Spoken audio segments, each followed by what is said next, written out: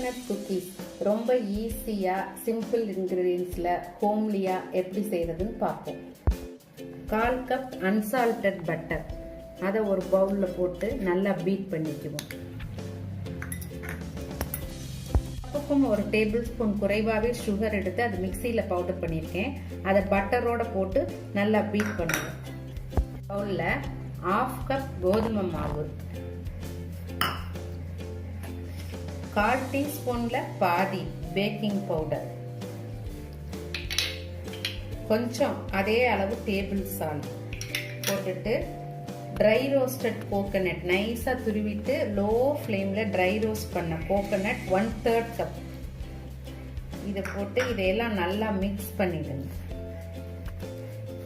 இப்போ பட்டர்லையும் சுகர்லையும் 1/4 teaspoon vanilla essence போட்டுக்கோங்க.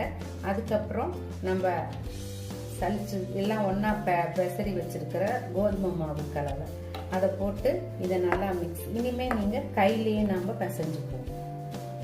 எல்லாம் கலந்த பிறகு டோ இந்த மாதிரி கொஞ்சம் உதிர் உதிராக வரும்.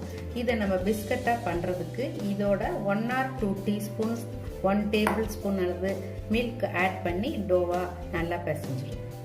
பாருங்க, 1 டேபிள் ஸ்பூன் மில்க் யூஸ் பண்ணி மாவை நல்லா பைண்ட் பண்ணிட்டு இப்போ இந்த மாதிரி வந்துருச்சு. இப்போ இதுதான் பிஸ்கட் செய்யறதுக்கான கரெக்ட் பதம். இனிமேல் நம்ம பிஸ்கட் பண்ணி அவன்ல வைக்கலாம். பாருங்க, இந்த மாதிரி பால்ஸ் போட்டுட்டு நம்ம கையிலேயே லைட்டாக இப்படி ப்ரெஸ் பண்ணி நீங்கள் பண்ணும்போது இப்படி விரிவு வரும். அதுதான் டோ கரெக்ட் கன்சிஸ்டன்சியில் இருக்குன்னு அர்த்தம், பொறுன்னு பிஸ்கட் வர்றதுக்கு. இப்போ இதை இப்படி பண்ணி ஒரு கரெக்ட் டிஸ்டன்ஸில் வச்சுட்டு மேலே கொஞ்சம் நட்ஸ் வச்சு லைட்டாக ப்ரெஸ் பண்ணிடுங்க. இதே மாதிரி எல்லாம் பண்ணி பேக் பண்ண போகிறோம். பாருங்க, கிரீஸ்டு ட்ரேல ப்ரீஹீட்டட் அவனில் 180 டிகிரி ப்ரீஹீட்டட் அவனில் 20 மினிட்ஸ் செட் பண்ணி வைப்போம். 13க்கு மேலேயே நோட் பண்ணிட்டு வாசம் அதனுடைய உப்பி வந்திருக்கிறதெல்லாம் பார்த்துட்டு அதுக்கப்புறம் ரிமூவ் பண்ணிக்கலாம். 20 மினிட்ஸ் செட் பண்ணேன். 17th மினிட்லேயே நல்ல கலர் சேஞ்ச் ஆகி நல்ல வாசம் வர ஆரம்பிச்சிருச்சு. இப்போ இந்த ஸ்டேஜில் பிஸ்கட்டை ரிமூவ் பண்ணி நல்லா ஆறின பிறகு ட்ரேலேருந்து எடுத்து பாருங்க, மனமான சுவையான கோகனட் குக்கீஸ் ரெடி. ஹோம்லியா இருக்கும் இது. இதுக்கு தேங்காய் பூவை நைஸா துருவிட்டு மிக்சி ஜார்ல ஒரு பல்ஸ் கொடுத்து எடுத்துட்டு திக் பாட்டம் வெசல்ல லோ ஃப்ளேம்ல அதை ட்ரை ரோஸ்ட் பண்ணணும். அப்ப அதுல உள்ள மாய்ச்சர் எல்லாம் போயிட்டு கோகனட் ஆயில் ஸ்மெல் நல்லா வர ஆரம்பிக்கும். லைட்டா கலர் சேஞ்ச் ஆகும். அந்த ஸ்டேஜ்ல ஸ்டவ் ஆஃப் பண்ணிட்டு அதை நீங்க ஒரு பார்ச்மெண்ட் பேப்பர்ல கொட்டி ஆற வச்சிடுங்க. அந்த துருவலை தான் நான் இதுல யூஸ் பண்ணிருக்கேன். உங்களுக்கு இது விருப்பம் இல்லைன்னா டெசிகேட்டட் கோகனட் வாங்கியும் யூஸ் பண்ணலாம்.